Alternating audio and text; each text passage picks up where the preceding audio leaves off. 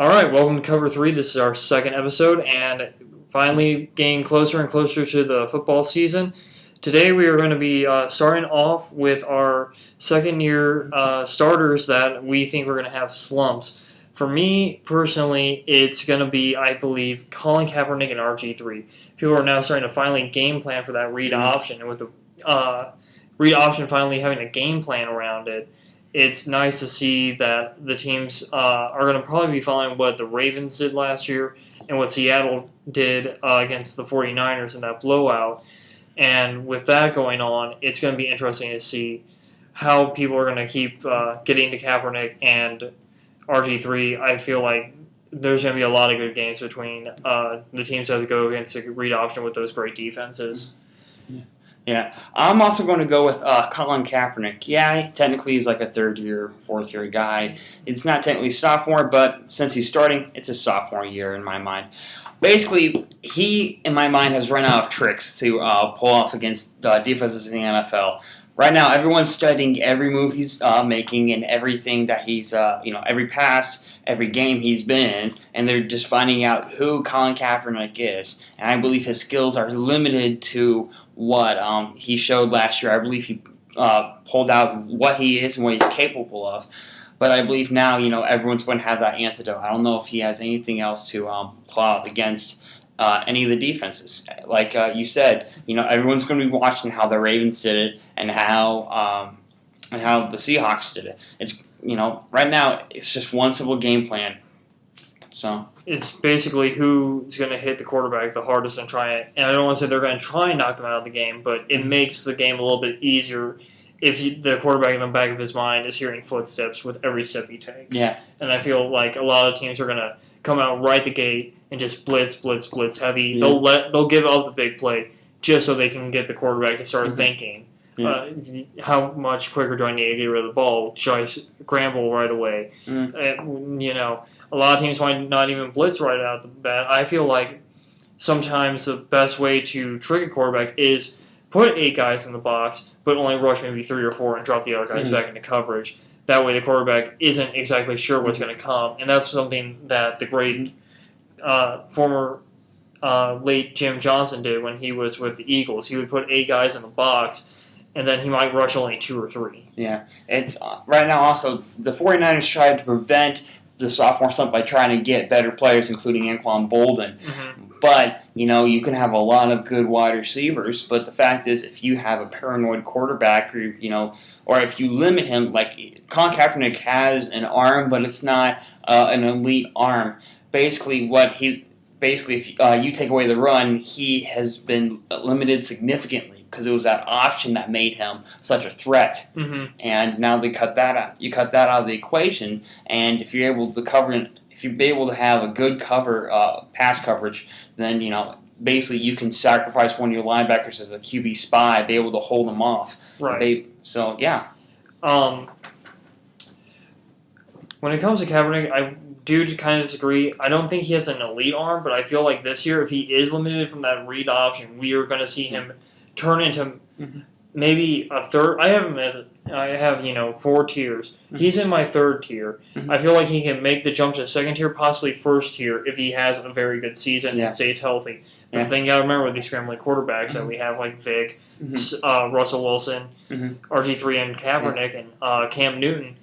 The biggest one out of them is Cam Newton because he can run people over. He's probably the best scrambling quarterback right now in the NFL. Yeah. Now, I never said Colin Kaepernick has an elite arm. He has an arm. If you're going to be quarterback in the NFL, you need to have an arm. Yeah. That's it's pretty simple as that.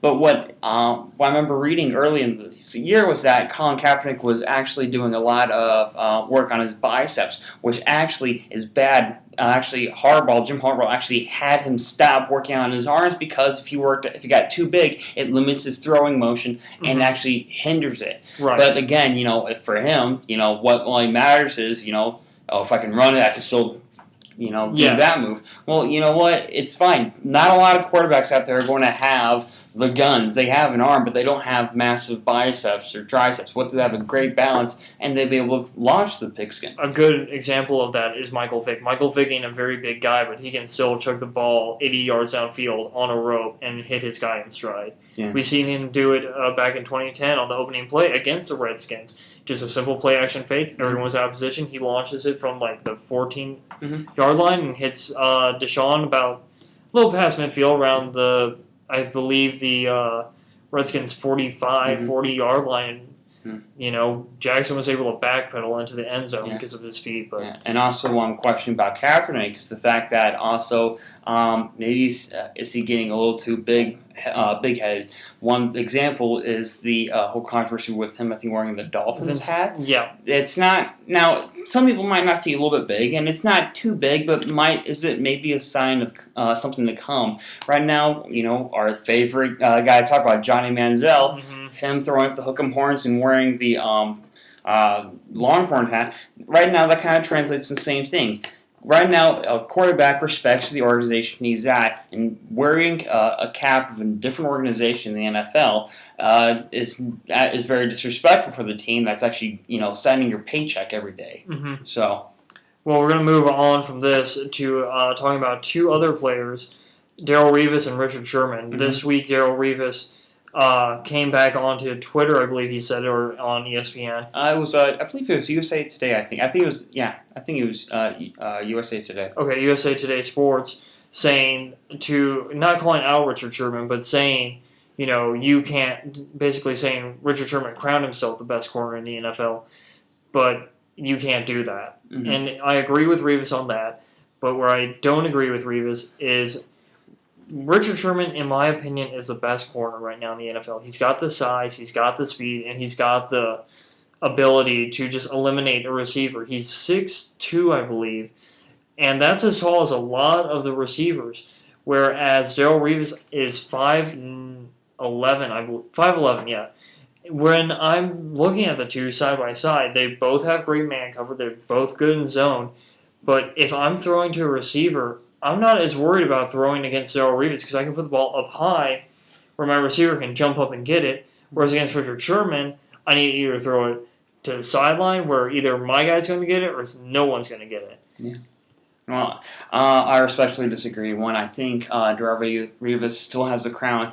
Now, many are thinking, well, he just got out from having a torn ACL. You know, his legs all messed up. That's true. But he's a different organization now, and I believe that he's going to come back to the way he was. I believe Revis Island has not sunk yet. Yes, you're right. You know, Richard Sherman is taller, and that's good. But it does not mean that it hinders. Champ Bailey's about 5'11". He's not tall at all, but he's been dominating the NFL for years. Darrelle Revis is about the same height. He does have jumping power. That's what he does. That's, you know, he has. And he's also very physical right off the line. He knows how to play man coverage like it's nobody's business. He does know how to do that, and I believe also the experience that he has. You know, right now his defense, what was that, Pitt, is also going to be the same defense that is run at the Buccaneers, or at least similar to it. So I still believe that Revis still has the crown, in my opinion. Right. But I'm ready to shift the crown to whomever come November 5th when the Buccaneers and the Seahawks play each other, and after that we'll probably go back to the crown, and we'll see who has. It's going to be interesting to watch these two all season because you know eventually something on Twitter will probably spark, but. Yeah. I really hope it doesn't because I feel like players should stop talking on Twitter and let their play on the field do the talking. Yeah.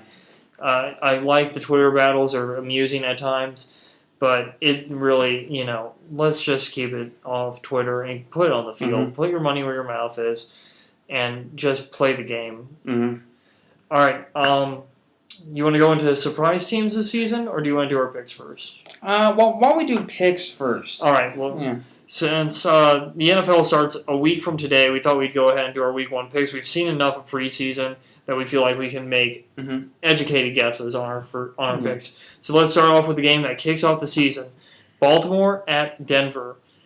I'm going with Denver. I feel like even with the loss of Von Miller, the Denver offense has got enough firepower and the great Peyton Manning. You can't say Peyton Manning anymore. He is still the great Peyton Manning. Will be able to move the ball effectively. He won't have to worry about Ray Lewis and Ed Reed on the Baltimore defense. No disrespect against the Baltimore defense, but I feel like with the loss of Ray Lewis and Ed Reed, they may have taken a slight step back.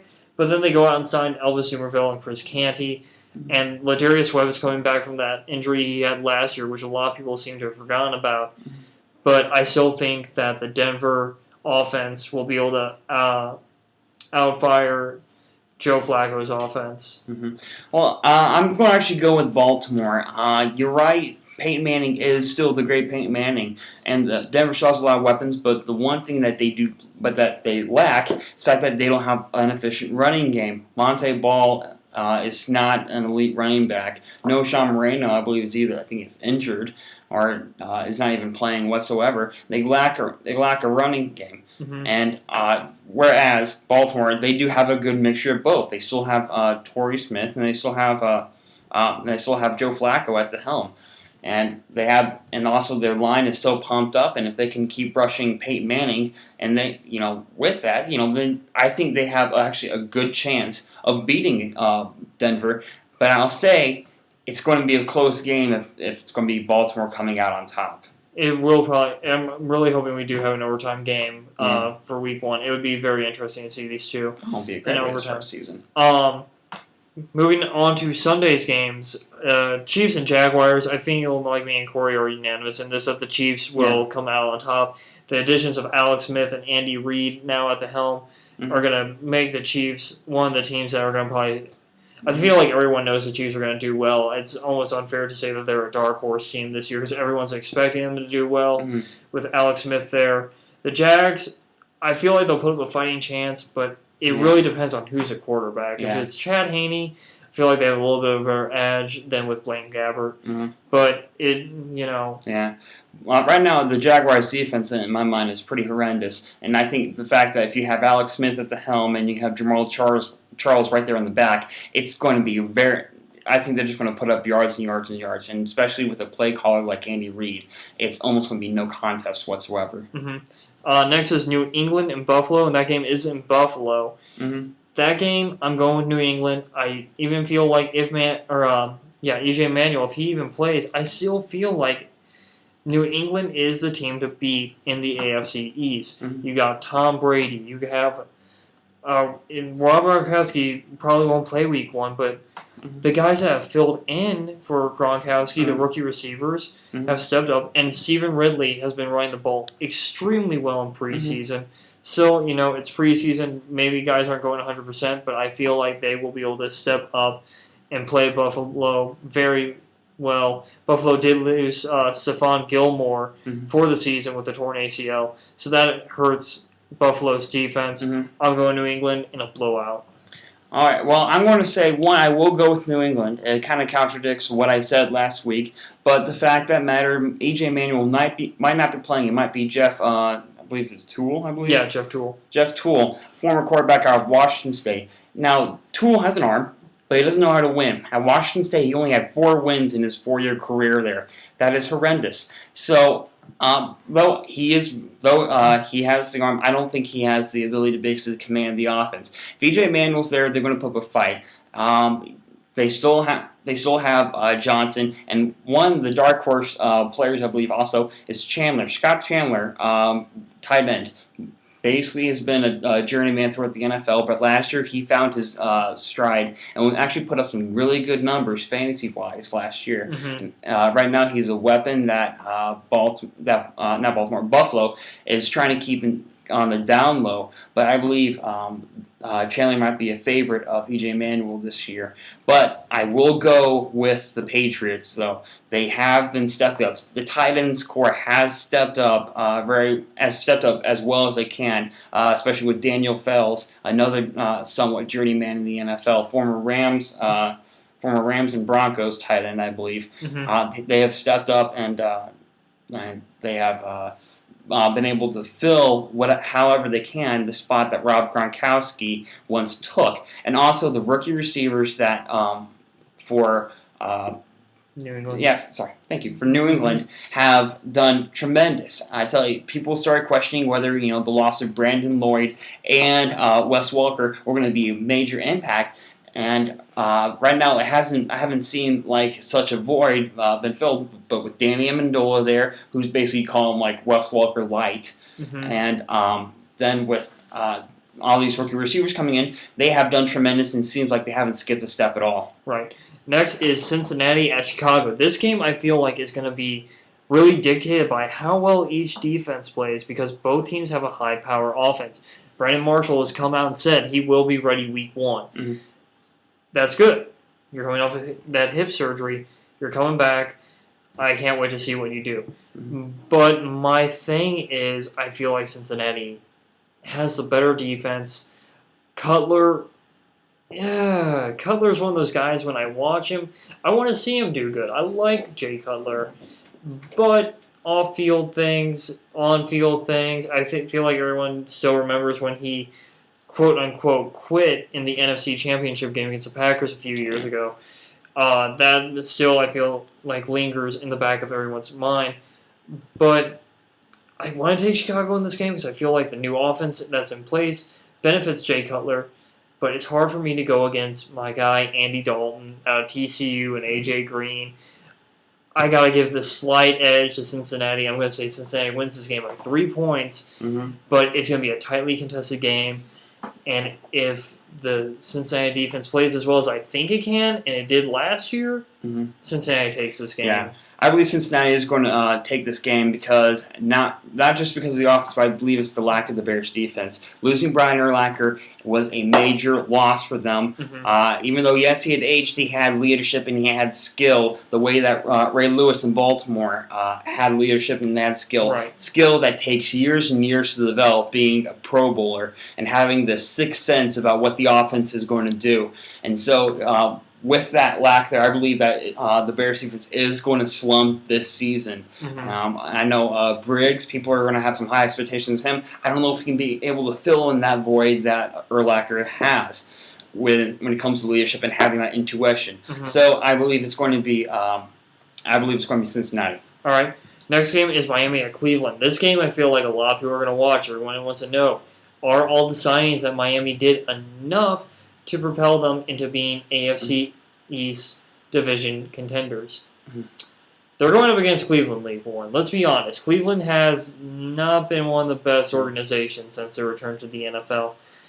I'm going Miami. I don't think it's going to be a blowout, but I feel like they can win by 13 points. I don't feel like that's a big blowout, but let's see what Brandon Weeden has. I really am interested to watch Cleveland this year. They have Norv Turner there now as their offensive coordinator. If there's one thing Norv Turner knows, it's quarterbacks. Yes, he's been a great quarterback coach. This really is going to be a fun team to watch. Ray Horton, the former Cardinals defensive coordinator, is now the defensive coordinator there, and the Cardinals have had good defenses over the past few years. So hopefully Ray Horton can step into Cleveland and help them win this. Start winning games and move them into a good position in the AFC North. Yeah, I'm going to go with the Dolphins because I believe Ryan Tannehill is he's going to finally come and show that he is the quarterback that people are going to expect him to be. I believe this is going to be his big, debut. For the new Ryan Tannehill. I believe he now has the weapons that he can be able to propel the Dolphins into actual playoff contenders now. But also, I believe I'm going to try to watch this game. Just the fact I want to see how Brandon Weeden comes up. This, he as the coach is basically, it was supposed to be a tight battle between him and Campbell. Jason Campbell over in Cleveland, but Weeden won it out. So it's not just a play of favorites, but it's actually, he actually had to earn it. But is he going to be able to keep that job throughout the week? And I believe that if he's going to have to go against this Dolphins defense, it's going to be a struggle for him. Now they don't have really any offensive weapons there besides Trent Richardson. So I'm still going to go with Dolphins, but I think Weeden, if me being a little optimistic, might actually have a decent game compared to what happened last year. And hopefully if we remember, he doesn't get caught underneath the flag again like he did last year. That was a hilarious moment. So yeah. Next game is Minnesota at Detroit. This game's going to be very interesting. Everyone's going to be watching Adrian Peterson because he's already gone out and said he plans on breaking the single-season rushing record this year. Yeah. I feel like Peterson is the guy that can do it. But my question is, can Ponder develop into the quarterback that everyone was hoping he would be? Ponder was a guy that wasn't very well known. Whenever Minnesota first selected him, I was very shocked by the move. Yeah. But Ponder now has great weapons around him, and Cordell Patterson, Greg Jennings. Everyone was worried that the loss of Percy Harvin would highly affect them, but I don't think it affects him that much. No. Percy Harvin's proven that he can't stay healthy in the NFL. But I'm going to give the edge very slightly to Detroit because of one guy, Calvin Johnson. You don't stop Calvin. I feel like this is a year Calvin breaks the 2,000-yard receiving mark. And Detroit is one of my teams, and I think if they get started on the right foot, they can make a push to possibly win the NFC North. Their defense has to step up, though. That's what I want to see. I want to see if this defense can finally step up and get to the quarterback and stop the quarterback from throwing. That's been their big problem throughout the years. Their secondary has been subpar, to say the least. Yeah, so Viking secondary is pretty much going to decide this game. If they can step up and stop Calvin Johnson, then they have a chance to win. Basically, the Detroit running game is not going to make a major difference because because I don't think they're going to go to the run that often. But I'm going to say Detroit. I will say Detroit for this. I'll say, though, the running game might not be a big difference because right now Jared Allen is a man on a mission. I believe last year he tied the sack record at 22, and he wants to get that sack record. He definitely wants to get a sack record. He's a man on a mission, and he pretty much is well crazy. Yeah. But But I believe that Detroit's going to win this because I believe Matt Stafford is in prime condition, and I think that Christian Ponder, he does have these weapons, but I am not that optimistic. Just like you, I knew about Christian Ponder. Being the NCAA geek I am, I knew about him coming out of college, but I didn't think he was a first-round pick. Now he has proven that he can play and that he can hold his own in the NFL, but I don't think he's the elite quarterback that the Vikings see in him. All right, the next game is Oakland at Indy. I'm just going to go right out and say Indy wins this game in a blowout. Yeah. Oakland doesn't have a quarterback. If Terrell Pryor starts, it's going to be fun to watch because Terrell Pryor is finally getting what everyone wanted. Everyone's been calling for Terrell Pryor to finally come out and start. And he's starting tonight's game. Plays well. He goes out there, and we'll see what happens. And it's another sob story for Matt Flynn, who just got traded to Oakland. Everyone thought he would win the job, but Terrell Pryor's obviously come out and played very well in the preseason. I was very happily surprised to see Terrell Pryor play as well as he has been. But I'm giving this game to Indy. Oakland has so many holes to fill. McFadden says he's going to play, but McFadden always gets hurt. That's why I avoid him like the plague whenever my fantasy drafts come up. I would love to take him, but until he proves he can stay healthy, I got to give the edge to Indy. Indy's defense has been improving, and when you have a guy like Trevor Pagano who's a defensive mind like him, you know your defense is going to be well. We saw how well he was in Baltimore. Yeah. So I'm also going to go with Indianapolis, like you said. Raiders are they have a lot of holes. They're very consistent in my mind. McFadden is not the running back that people thought he was going to be, and I think he's also a very inconsistent runner. And I believe with tension at quarterback, whether it's going to be Flynn or it's going to be Pryor, most likely Pryor. You got to start off on a new foot. You got to have Pryor and start building up. So I'm going to go with Indianapolis on this. All right, next we have Atlanta and New Orleans. Okay, first off, you're going into New Orleans, Atlanta. You know it's going to be loud. And what do you think Sean Payton was doing all last year sitting at home? He was watching tape.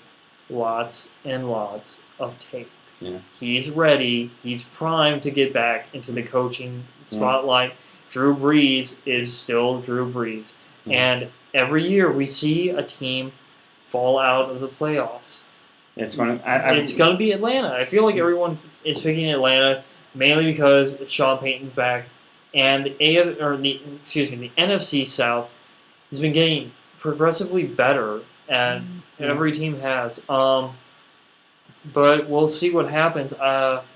It's gonna be a fun game to watch. It'll be a fun game to watch. I'm also going to go with New Orleans. Again, you're on a madhouse in New Orleans. Basically I like calling it Rising Sun, but I guess there might be some copyright issues there. But basically, yeah, Sean Payton's going to come out. He hasn't missed a step whatsoever. He's been still priming like he's been the coach the entire time. And right now, I believe that there, with some holes that Atlanta just was not able to fill when it comes to defense. Losing John Abraham, they weren't able really to fill someone consistent. They released John Abraham. They didn't lose him. They also let go of Devontae Robinson, and they let go of Michael Turner. I know they. When I mean lose, they did. He's not there anymore. That's my definition of lose. It's not gonna be a huge no team is gonna win this game lopsided. Yeah, but I'm excited to watch Steven Jackson. I feel like he's getting a second try. Not a second try because he was so good in St. Louis, but he's taking a next step in his career. He has been one of the most dominant running backs over the past few years. I can't wait to see what happens. But I give the edge to New Orleans because they're playing at home. Yeah. I feel like this series, once New Orleans has to go to Atlanta and play, Atlanta might win that one. But we'll see what happens. Still very early in the season. Next game is going to probably be one of the most watched games in the NFL. Tampa Bay traveling to New York to play the Jets. Drew Brees is returning home, and other way around. Yeah, Ravens is returning back to New York. All right, I'm going to go. For me, I'm just going to start this out, if you don't mind. Go ahead. I'm going to go with Tampa Bay Buccaneers. Right now, in New York, they don't have a quarterback. That's simple as that. They don't have a quarterback. Geno Smith and Mark Sanchez, they're just not. They're not at league quarterback levels. If anything, Geno Smith should probably start over Mark Sanchez because I believe you said it was highly unlikely he was going to start. Yes. But I believe that the offense for the Jets is just not going to show up.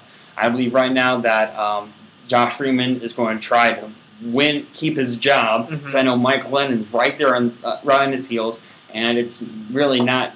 It's not a big surprise that Josh Freeman is. They're just kind of trying to edge him out of Tampa Bay right there. But I believe Doug Martin's going to step up. I believe Vincent Jackson's going to step up, and I believe Darrelle Revis is going to have a heck of a game. It's a weak offense and a weak wide receiving core. He's going to have a heyday. Yeah. I'm also going with Tampa Bay. Josh Freeman's in a contract year.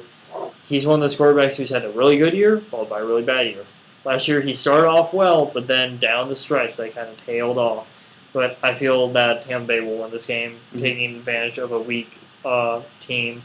And pretty much I feel like everyone feels like this. The Jets organization did everything to find a reason to fire Rex Ryan. Next game is Tennessee at Pittsburgh. This game can go either way. I really am kind of at odds to pick a player or pick a team to win this. The Steelers' defense is getting older. That's one thing.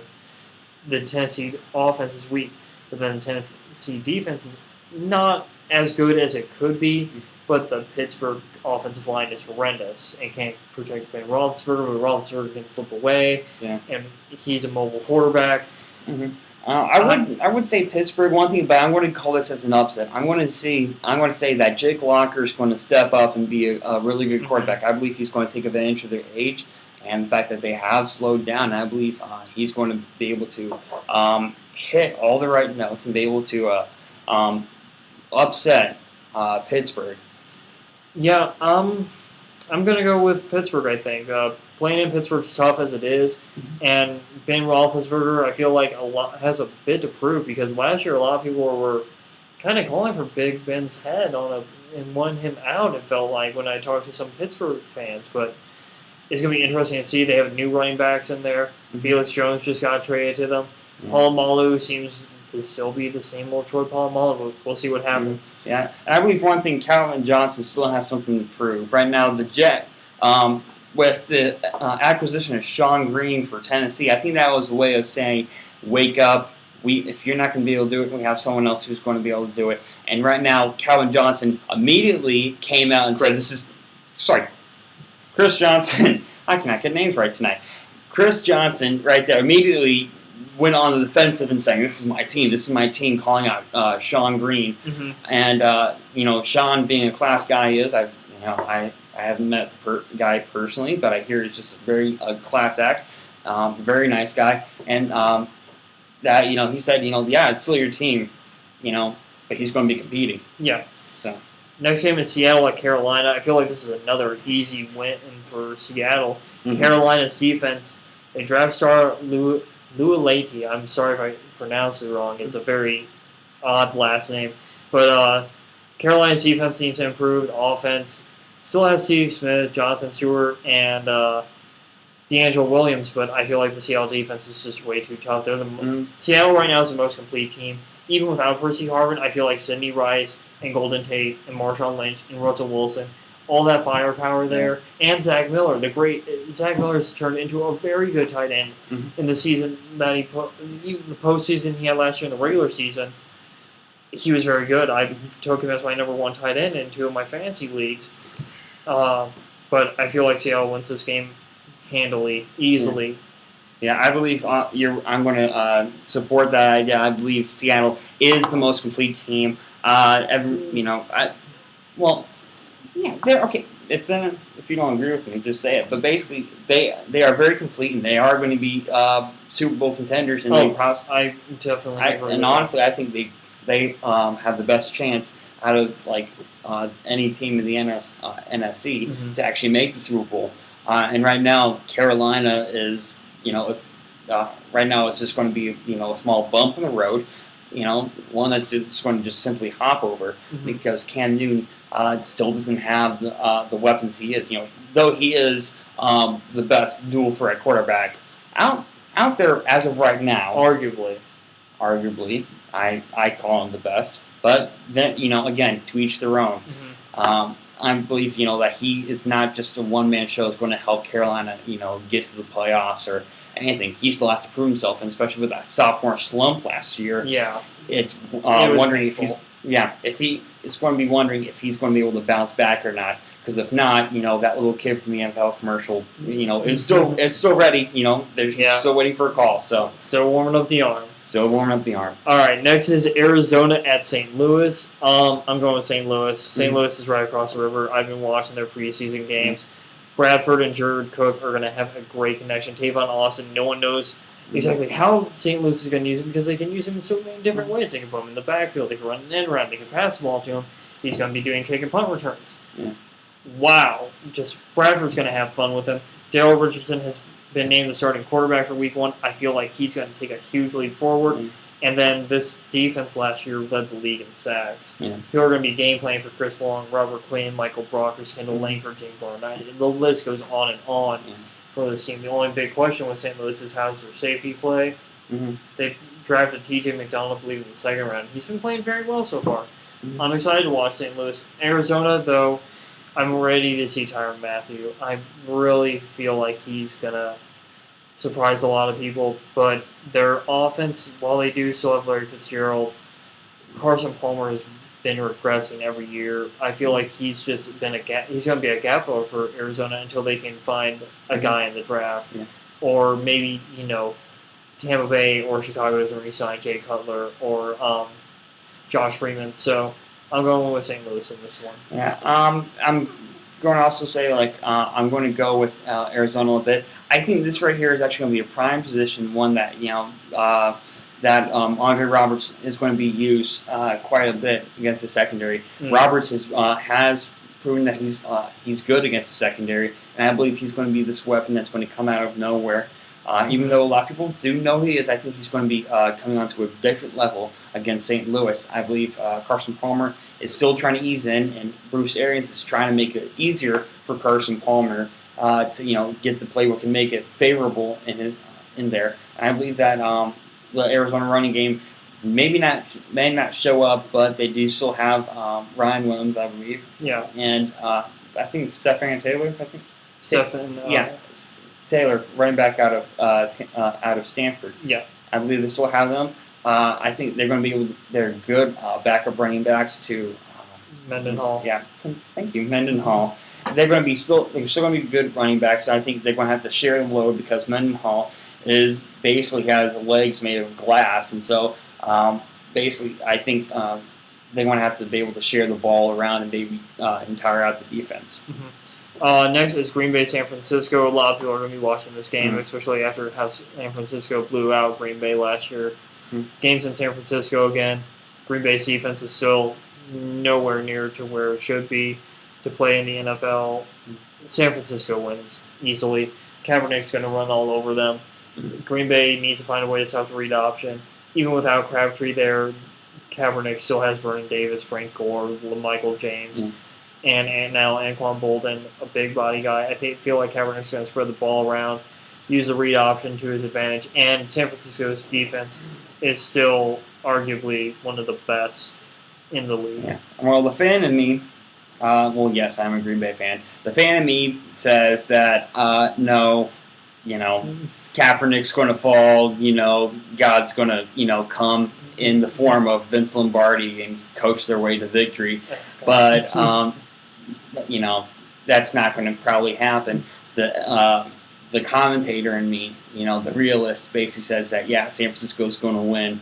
I believe Green Bay has taken a step back. I want to see Aaron Rodgers come out, be able to say that he hasn't lost step. That that he is a complete quarterback, not needing Greg Jennings or Donald Driver, but basically that he can do with Jordy Nelson and he can do well with Randall Cobb.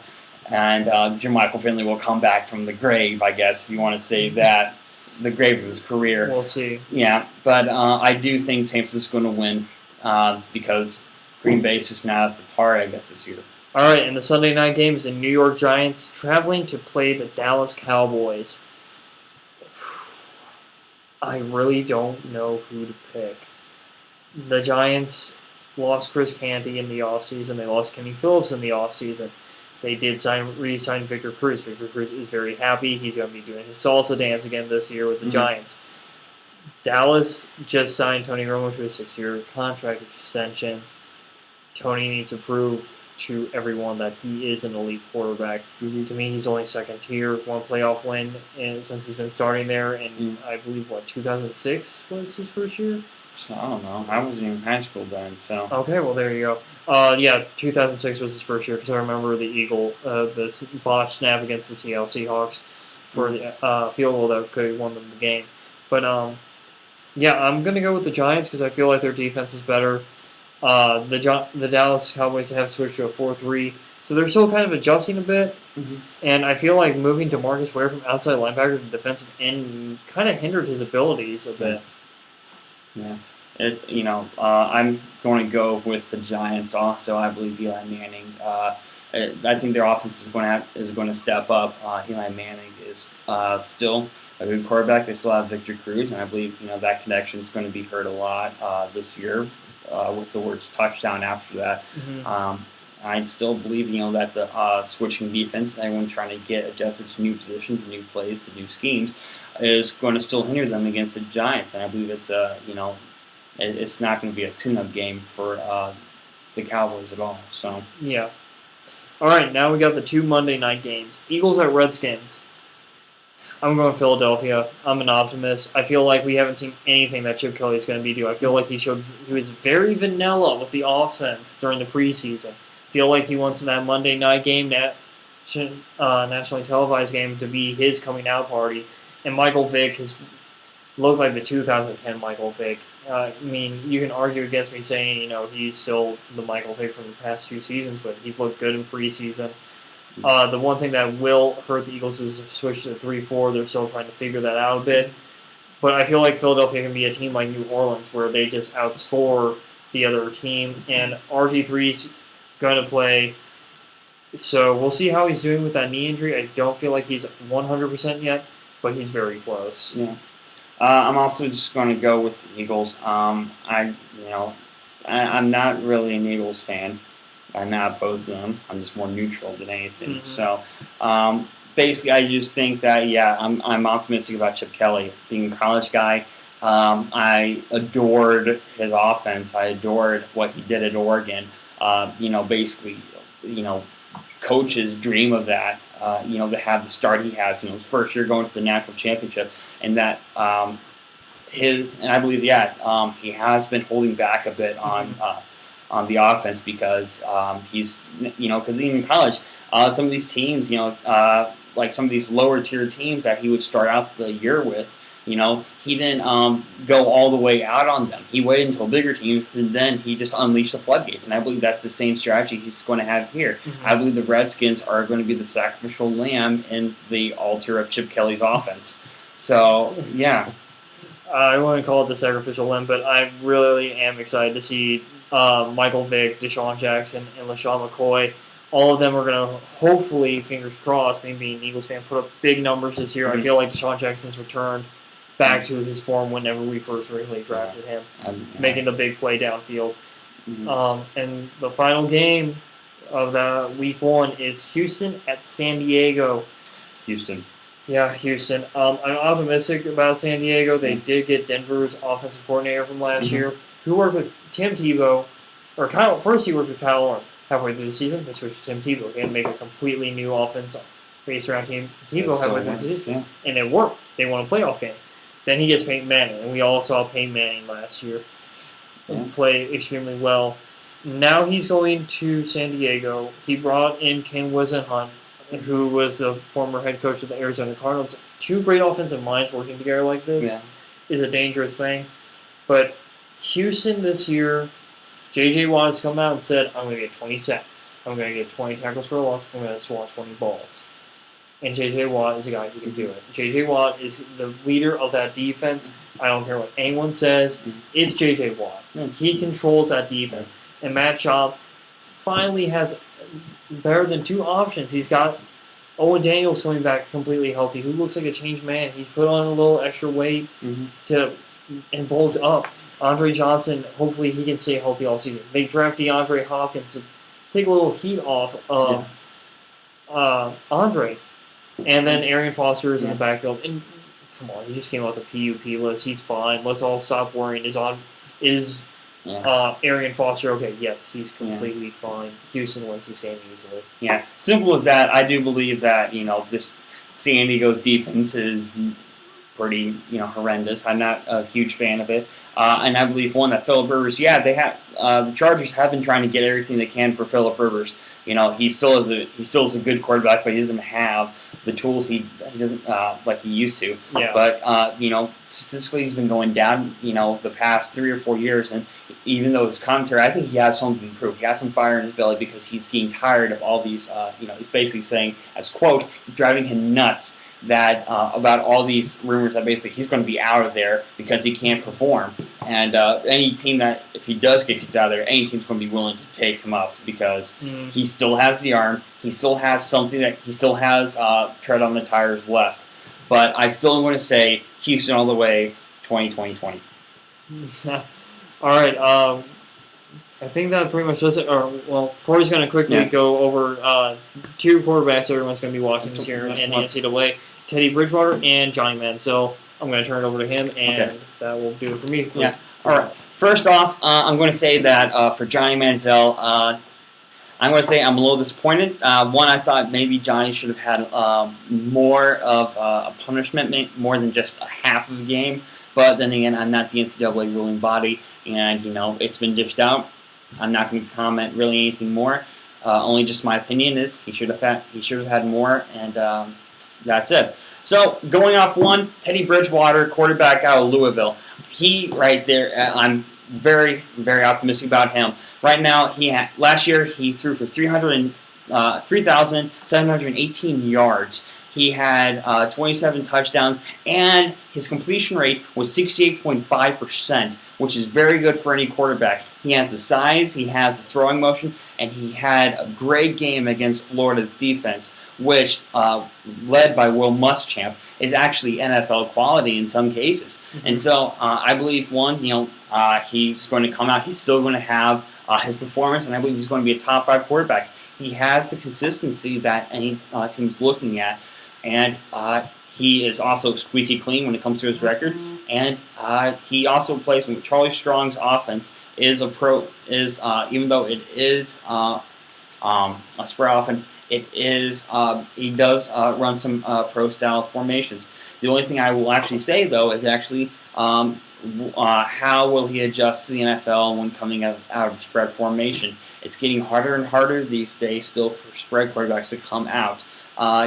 Just Blaine Gabbert being a spread quarterback coming out of Mizzou, he's having a hard time. Mm-hmm. And still, that's going to be the one consistency I'm going to say, how well is he going to adapt? Is he going to be able to adapt like Tim Tebow did in Denver, or is he going to be like Blaine Gabbert? That's the only question I really have. I think Teddy Bridgewater will be the first quarterback to go because one, he's consistent. 2, he still has the arm, and 3, he just doesn't have a record. Now Johnny Manziel, yeah, he's good. There's no doubt about that. Statistically, he still has has better records than what Cam Newton had at Auburn. And he's a very complete quarterback. He's good on his feet. He has an arm. The only thing I think that really does hinder him is the fact that he acts very spoiled and very self-centered. And I think that that crap doesn't is not put up in the NFL anymore. The fact that you can't a Joe Namath with that attitude doesn't stay in the NFL for long anymore. Coaches demand that you got to be teachable and you got to be consistent and you got to stay out of the limelight. If you're in the limelight a lot, basically it comes back to bite you in the butt. So I'm going to say 1, it's going to knock him down a pegs. Now I think he's still going to go in the first round. It's something of a gamble to make. It's not like something like Janoris Jenkins who fell down to like the 5th round, who still come out to be a very, very good cornerback, even though the off-field incidents really did hurt him. Mm-hmm. I believe still that Johnny Manziel, his performance is still going to be looked at, but it's his off-field incidents that's going to take him down a peg. I don't think if he was going to go in the top 10, maybe top 15. But, maybe say, well, that's not a lot. Well, in dollars and cents, it makes a big difference. Mm-hmm. There's a big difference between going number 1 overall and number 14 overall. There's a huge dollar sign, a couple $1 million too. Yeah. So that's the difference between a 4-bedroom and a 3-bedroom house. Maybe a couple different cars in between. Yeah. So basically, Teddy Bridgewater is going to be in my opinion, is going to be the first quarterback out. So. All right. Well, I think that does it for us. As always, follow us on Facebook. If you like the video, hit the like button. Mm-hmm. Also, I want to tell everyone to please make picks against us. We want to see what you guys think going on in week 1. Yeah, we're not just simply talking heads. We want to challenge you to do that. This is not just a one-way conversation. We want you guys to be interactive. We want you to send us messages. We want you to debate against us. We love it. We truly do. Yeah. So, And also, if you have questions that you want us to address on the next show, fire away. Yeah. I'm ready for any question you have, NCAA or NFL. Yeah. But I think that does it for us. You may notice Fred is not here with us tonight. He will be posting his picks for week 1 on the Facebook page. Mm-hmm. So if you want to follow us on Facebook, the URL is facebook.com/cover3podcast, and we'll see you next week. See ya.